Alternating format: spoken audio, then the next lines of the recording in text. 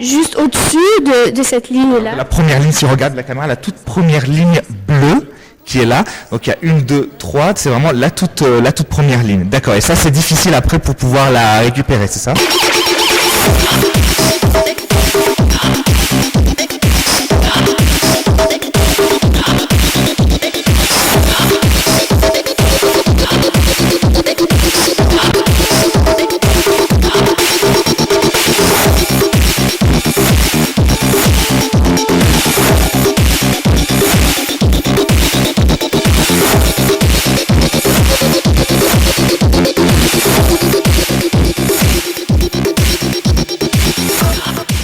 Maintenant, on va parler de l'entraînement, qui est quand même un entraînement physique. Hania, alors comment est-ce que tu t'entraînes pour pouvoir être au mieux de ta forme ? Je m'entraîne de la musculation, fitness et mes entraînements normaux, squash, tout. Donc, musculation, quoi par exemple ? Qu'est-ce qu'il faut avoir le plus ? C'est le bras, les jambes, les abdos ou tout le corps finalement ? Tout le corps. D'accord.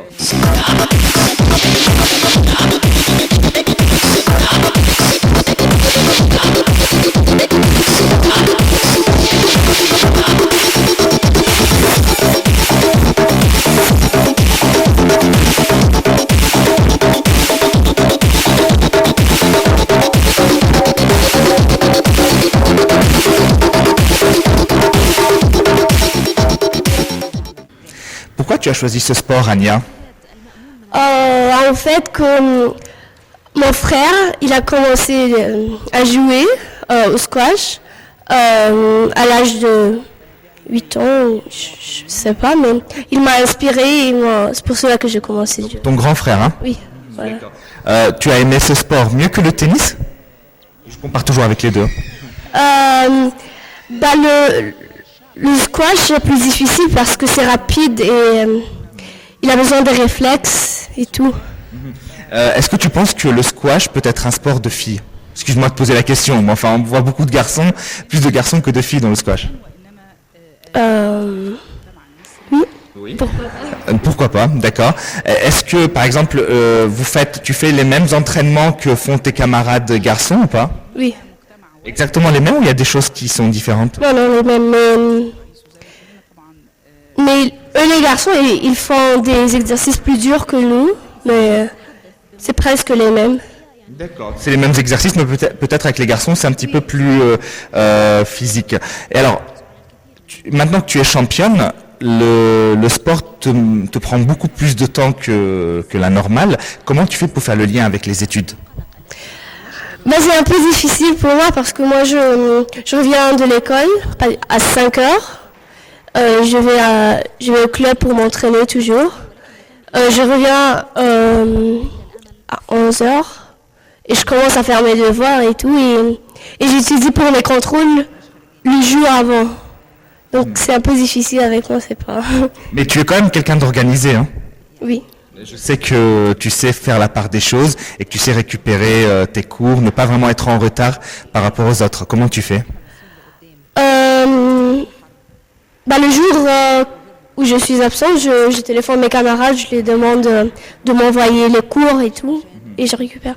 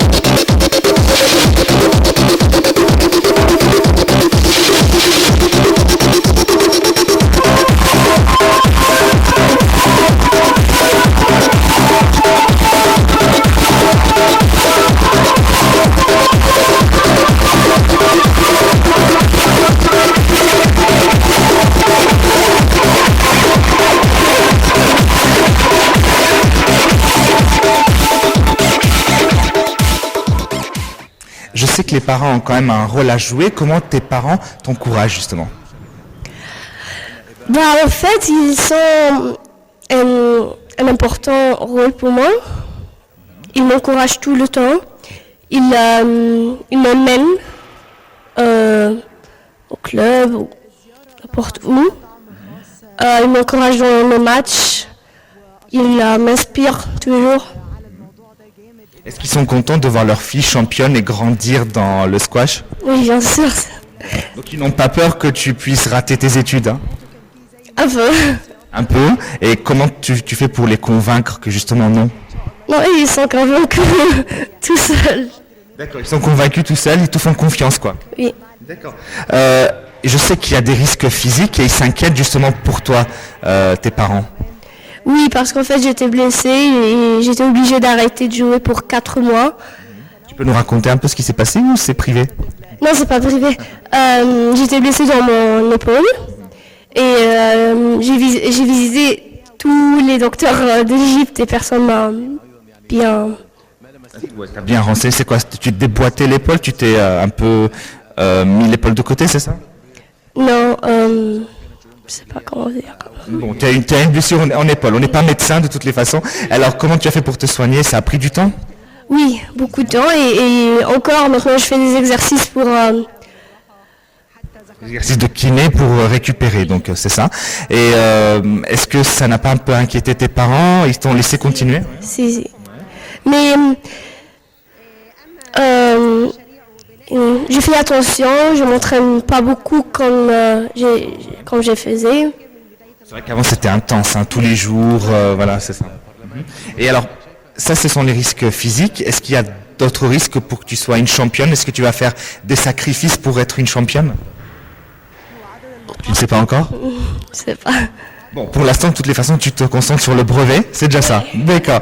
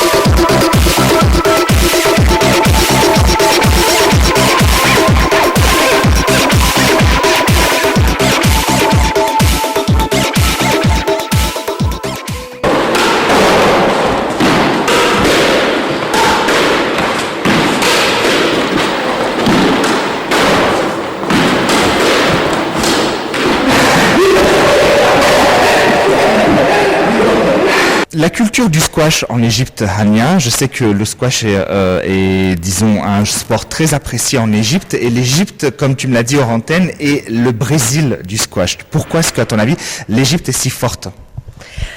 En fait, la fédération égyptienne, elle organise beaucoup de tournois internationaux.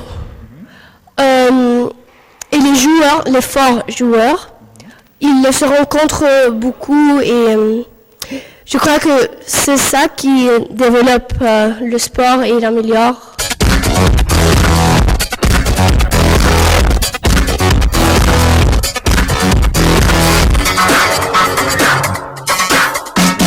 Tu peux nous parler de grands joueurs égyptiens de squash?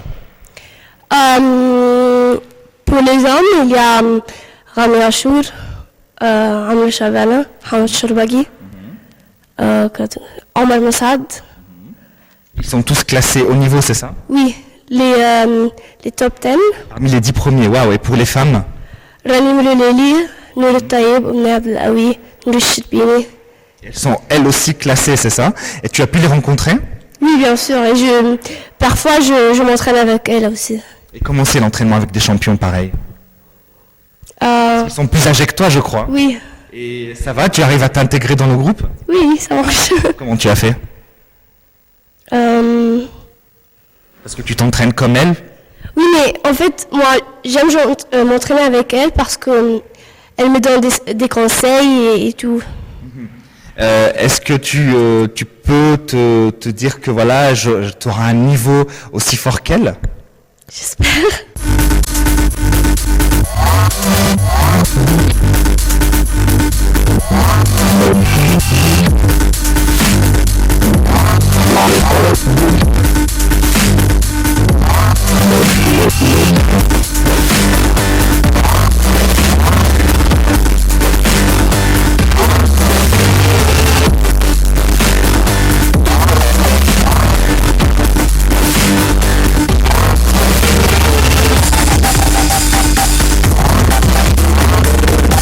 Pour conclure, Ania, j'aimerais bien savoir ce que tu veux faire plus tard. Je sais que tu vas être championne toi aussi, mais sinon concrètement.